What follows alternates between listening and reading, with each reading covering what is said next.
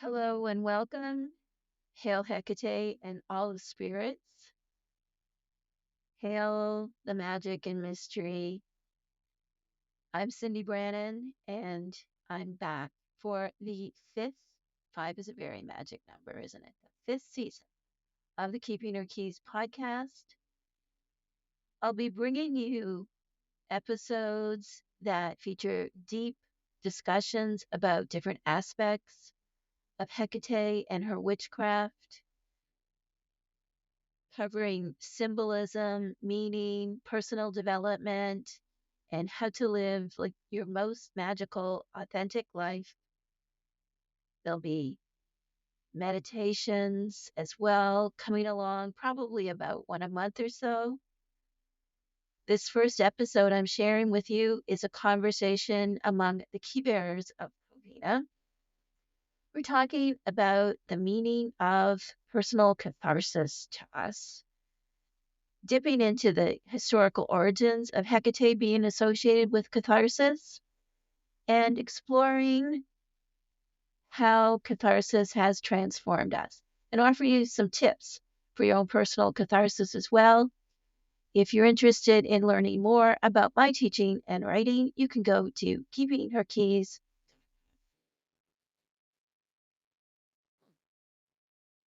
Oh, we are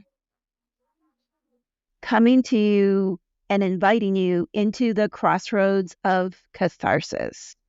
So we'll be discussing what that means to us, from Hecate's ancient connection with the spirits of release to how we can work with this energy for our own empowerment, and a little bit, of course, because it's us, talking about the witchcrafting of it all. If you happen to have a candle handy, let's begin with our usual ritual. If you don't have a candle, and if you're sitting there scratching your head saying, what usual ritual? I'm new around here. Just follow along. You can use your hands if you don't have a candle for the motion.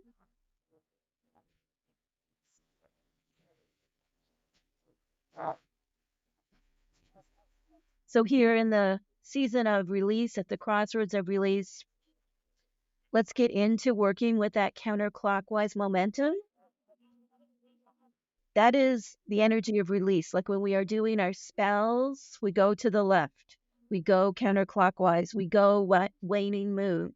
This is the direction of letting go. And let's just stay here in this moment to see what is surfacing that we need to let go of.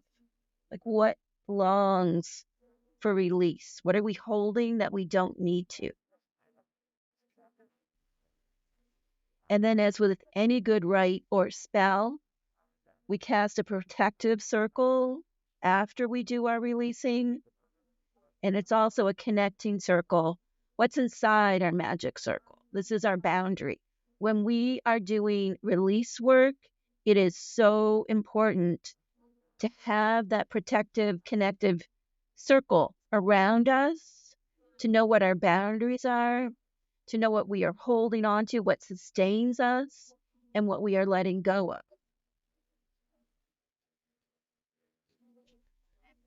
And in this circle, we hail and welcome all the spirits of release.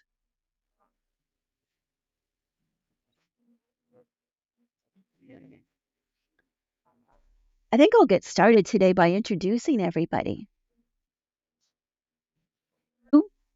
Kristen is a key bearer in Covina, our coven. She is also the co-producer, editor,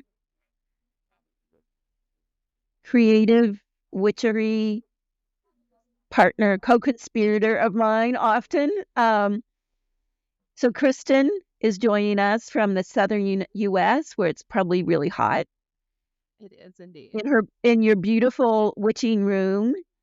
Maybe I would be like, introduce yourself, tell us a bit about you. But I'm gonna just like dive right into something that I adore about you, which is how you painted the walls in your witching room. Do you want to tell us a little bit about those red walls with the glitter and the botanicals? Like you mixed, Yes. you made basically a potion out of the paint. I, yes, I did. And Um, yeah, like, did you write sigils or words or anything? Because this is something I always do when I paint a room. I did. So this is very sacred space for me. This is sort of like my little temple within my house. And I have like prayers and sigils written under the floorboards also. But I did. I wrote sigils on the wall and like layered botanical correspondences and like gold glitter, like gold for the goddess. Like I associate gold with the divine feminine. So yeah, lots of You can, magic in these walls. lots of magic. You can tell, right? Because like everybody, can't you tell how magical those walls are? They just glow. So it's amazing. So that's a great home decorating tip um, that we all do. Is this like add things to your paint, add things to your flooring, whatever you're doing, blend in botanicals, even the colors you use. Colors, of course, have energetic properties too. So everything that you do, you can make it your sacred space. And we spells of protection, spells of blessing for the house. And you can weave all of that right into the design. So it's so beautiful. And then Nicole is a key bearer in the coven as well. Nicole is the paper witch. So Nicole, this this paper witchery has really taken hold of me, and I know it's super popular in the coven as well. We have this is what we're doing coming up are these little magical purses. We're calling them mystery purses, made entirely out of paper, y'all. Like, we have done so many amazing things out of paper under Nicole's direction. I think you've even got paper cauldrons coming up too, don't you?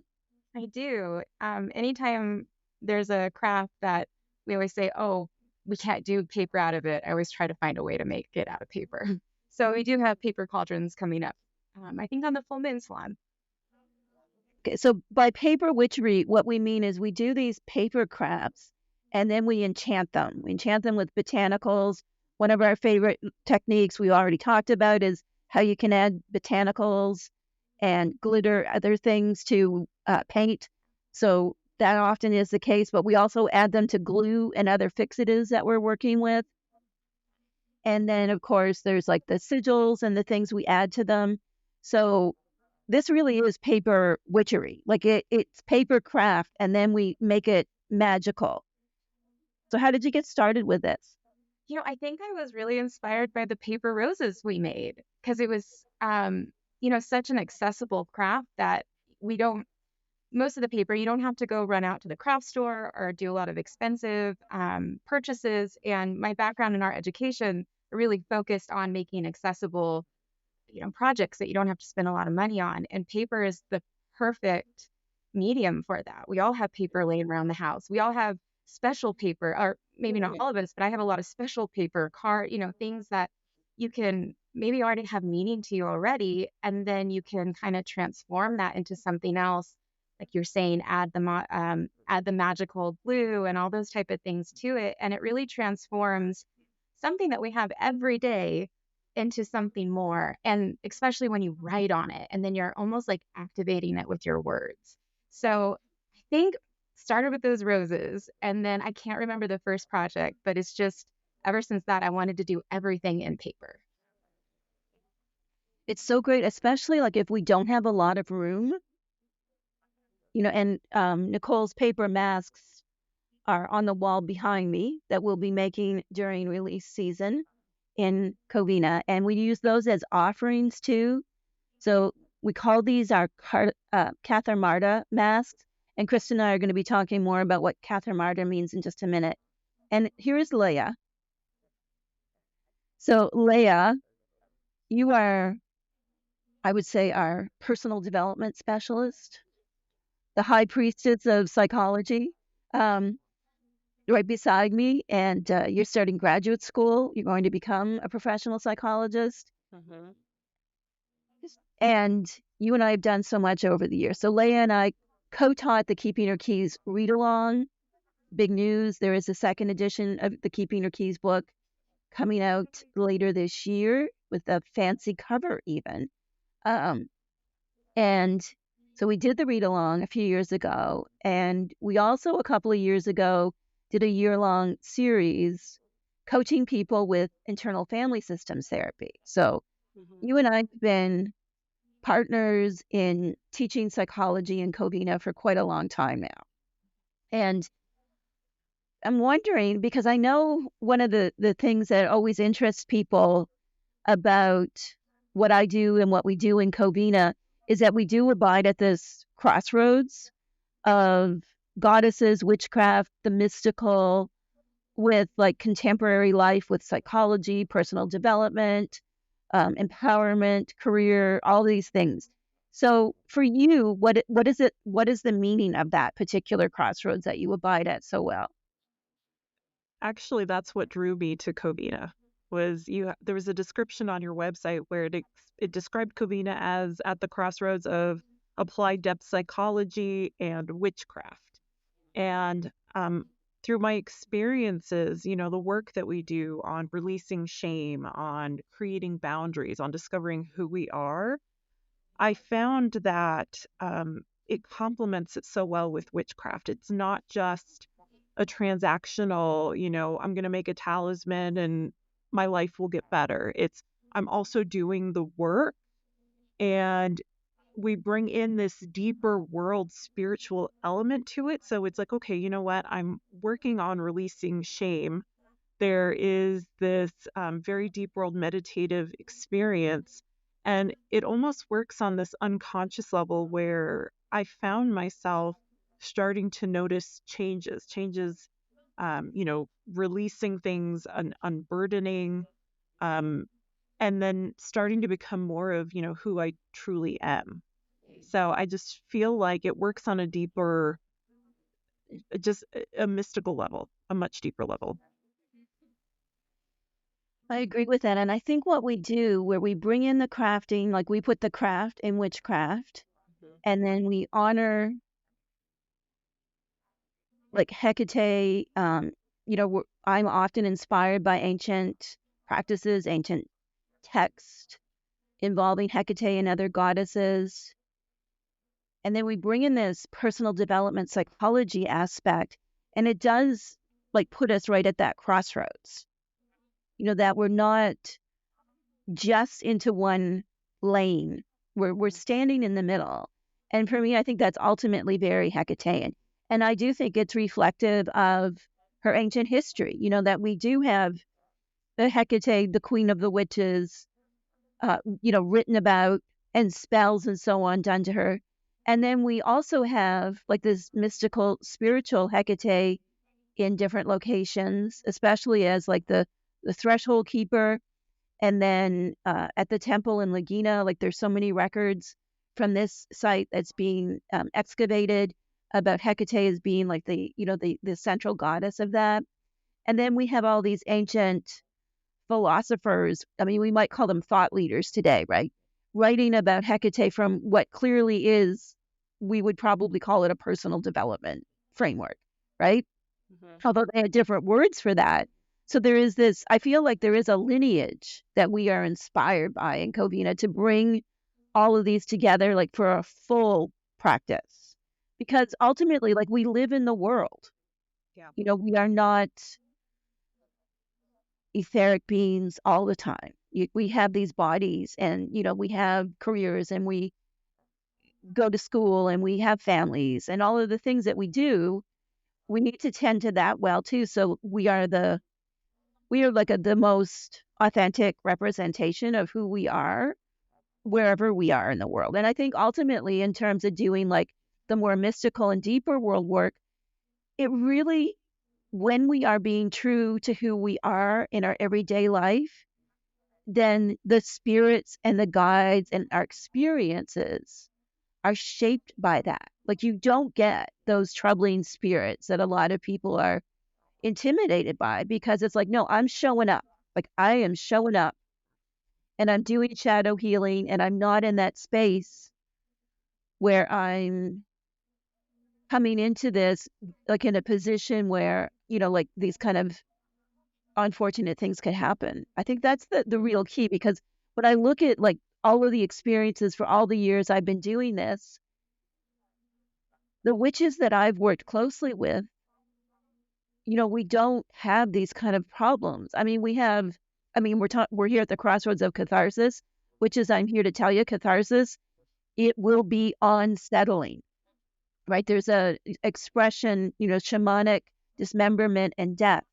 So this doesn't mean you won't have nightmares or you won't be kind of shaken. Sometimes I say Hekate shakes the life into us. She scares the life into us, right?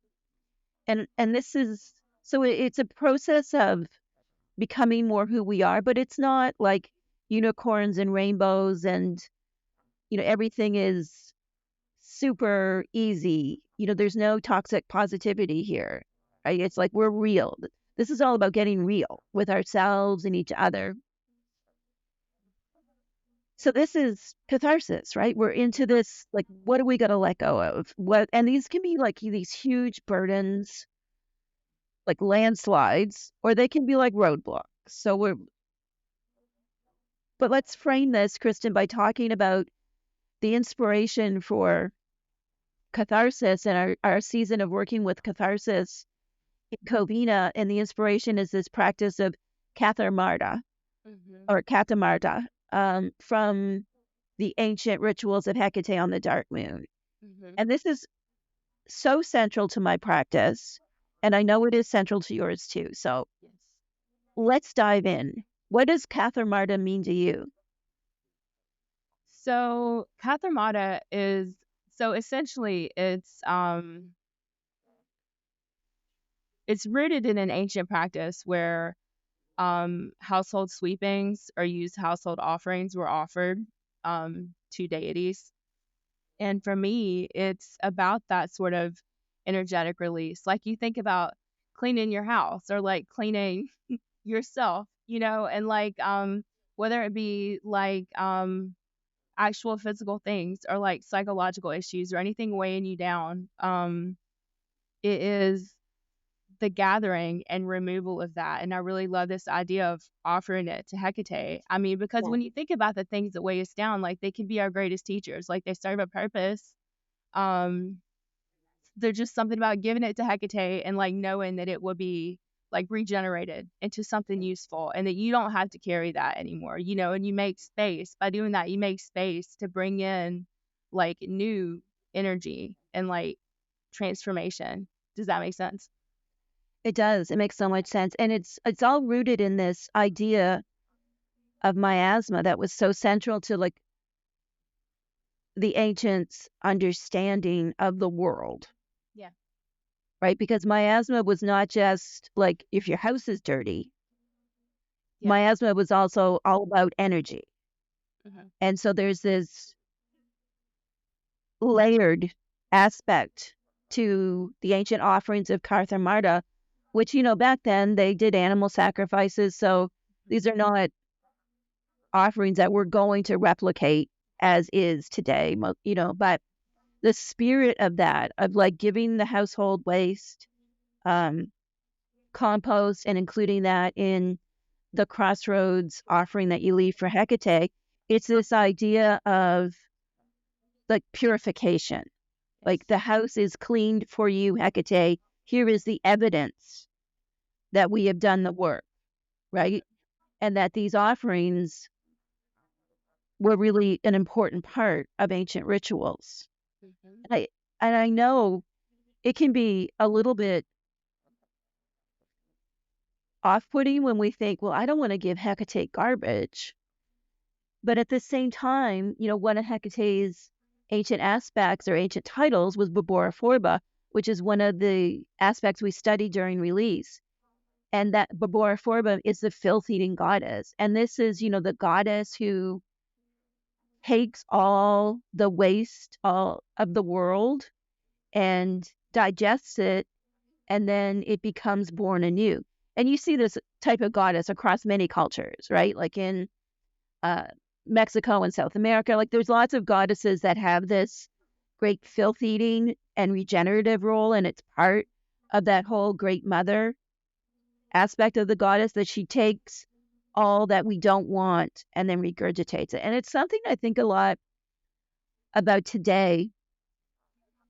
And then this may be a little bit of a hot topic, but like when we think of the state of the world that we're in today with how much waste we produce, and it's like the filth eating goddess, the goddess in general, has been removed from us. But a lot of times, like we want these goddesses, or at least in the mainstream, the goddesses are just pretty and they don't do anything as dirty as like taking filth. We want to give them beautiful offerings. And then it's like, but look, like we're so disconnected from this. We're making way too much garbage. But I think if we say, well, the goddess is the filth eater, like for me at least, I always think that it's like, can you reuse this? Are you going to buy this thing that is in this ridiculous packaging? Because this ultimately, this waste that you create, if it's just plain old garbage, like I see it as this is going to the goddess. And it links to what you were saying, Leah, about like we're healing ourselves, we're taking care of ourselves. I think it's all a natural extension of that. Exactly. Because I mean, even one of the things that we do this season is we're going to be releasing shame. And, shame is this extremely painful experience or belief that something's wrong with me, that I'm not okay and I'm not deserving of love. And it is so cathartic to do that deeper world experience and to give that shame, to release it and give it to the goddess. And it's just amazing. I mean, for me, I came out of it like, wow, I am enough and I'm deserving of love. And I mean, it's so healing. It's so healing. We call that shadow work, right? Like as a broad category, what we do during catharsis. So we start with boundaries, then we get into this shame recovery zone. Yeah. And I think we can carry so much shame with us and we don't even know we have it, especially those of us who like are goddess loving witches, that because we are in our very essence different than what we might perceive like is the mainstream culture. Yeah. Like if we're not mindful of how we navigate all of this, there can be a lot of hidden shame about this. And we have nothing to be ashamed of. Nope. Like it is okay to live a life other people don't understand. And And we here, want to. like in here, we understand you.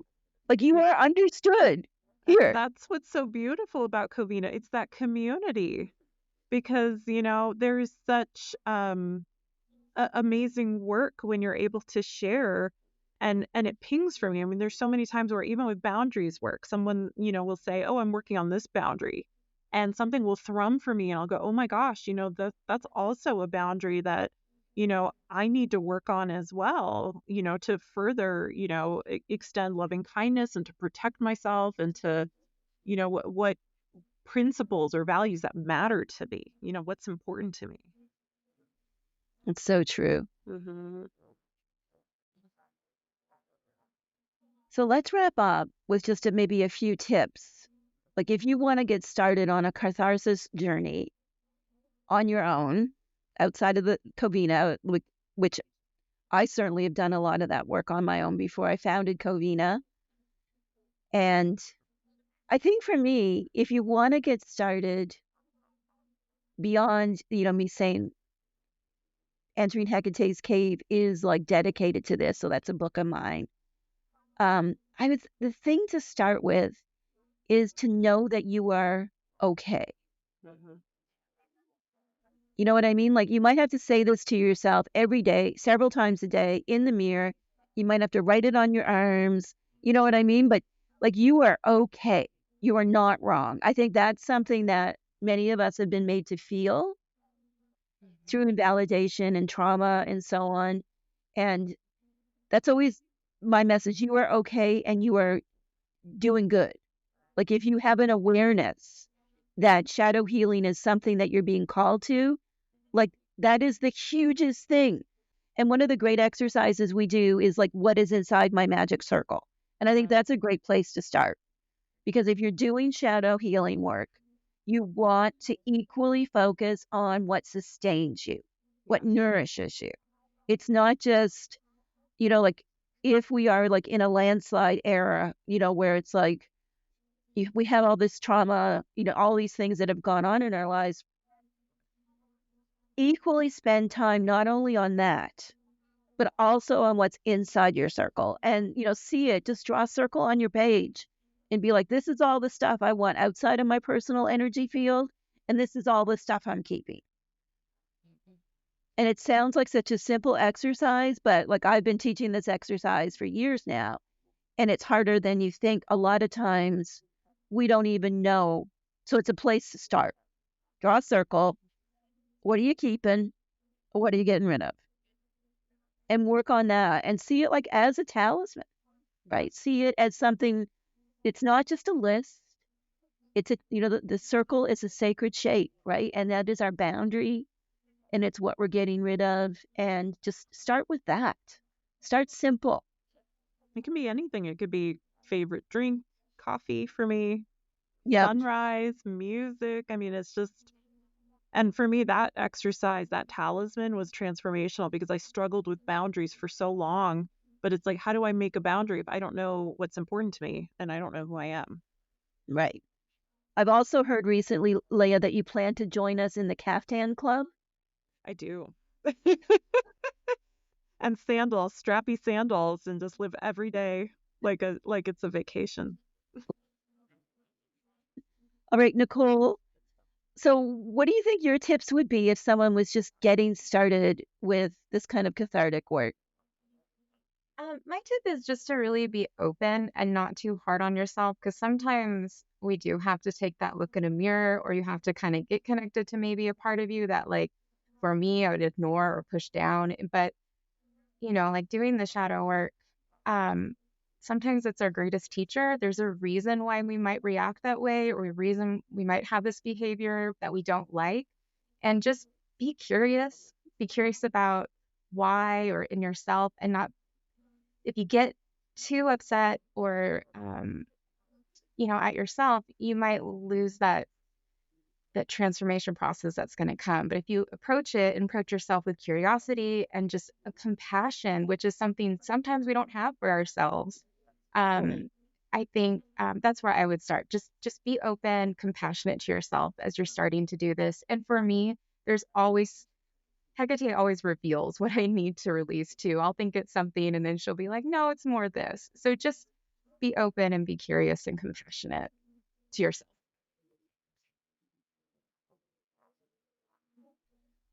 That is excellent advice. So curiosity, compassion. Treat yourself like you would treat someone else who is doing this sort of deep inner work.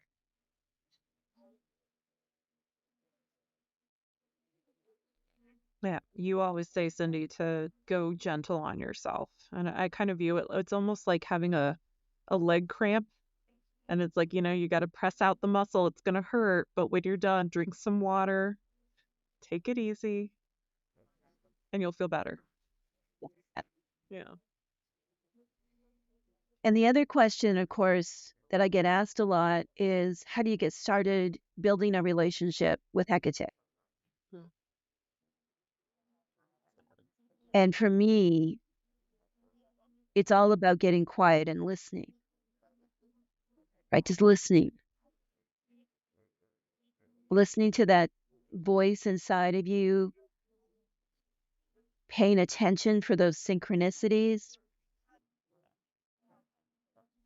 spending time, like if you can have a little altar, just spending time saying, it can be really simple. Like, I honor you, Hekate, and I'm healing, and I'm seeking your assistance as I heal, as I go on this journey of catharsis. And then I do, of course, think that witchery is so helpful for this. And there is a simple yet so powerful bit of green witchcraft or botanical witchcraft that we do during catharsis that anybody can really do at home. And this is something that Kristen came up with. So you got to talk about the cloves of catharsis, because I think anybody can do this. It's so simple. You just need a clove. You just need some garlic, water, and a marker. Yep. Um, So the idea is garlic is like its properties are very like purifying and protective. And the idea is that you take this clove of garlic and you write down that you take a little Sharpie or a pen and you write down these things that you want to release. And you put it in a little dish of water. And over time, as it starts to sprout, you'll see these words and things will like disintegrate, right? It's like transformation magic. And then, like they'll shed away and it'll like, sprout new growth. And like, it's just a really beautiful, like tangible way to connect to this process. So it's so simple. You get a clove of garlic and your marker. You peel off maybe a few of the layers. If you get a piece of garlic that's really, there's a lot of skin, peel it off, save that skin, let it dry. You can use it. You can use it as incense. You can use it in many different ways. And then once you've got it all peeled off, anything that you're letting go, like if it's past trauma or like Leah said, shame, or anything that you want to release, or even if it's people, you write that each on individual cloves Mm-hmm. or letters on each clove, however it works for you. And then you put it in a bottle of water so that fits nice and tight. And then over time, the ink wears off and is absorbed. And then the garlic sprouts, and you can eat this garlic. So it takes you through the whole. You can eat the garlic that grows. Don't eat the garlic that has the ink on it.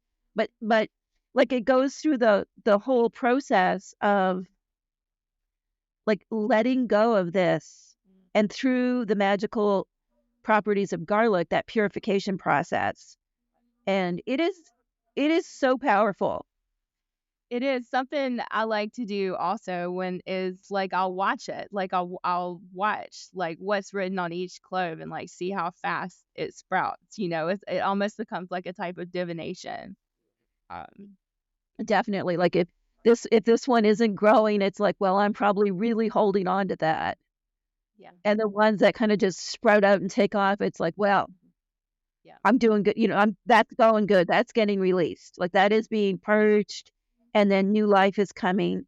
And again, it goes back to that balance. Mm-hmm. Like as the garlic grows, as we do that release, like you always want to be part of that cycle, like that, the cycle for everything that is being destroyed, something is being created. Mm-hmm. So One more thought. Something else I love about it is that it is not like it can get a little bit pungent.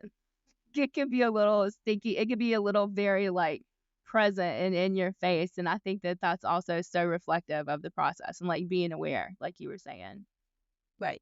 And the smell of garlic is cleansing too, like energetically very cleansing, but it can get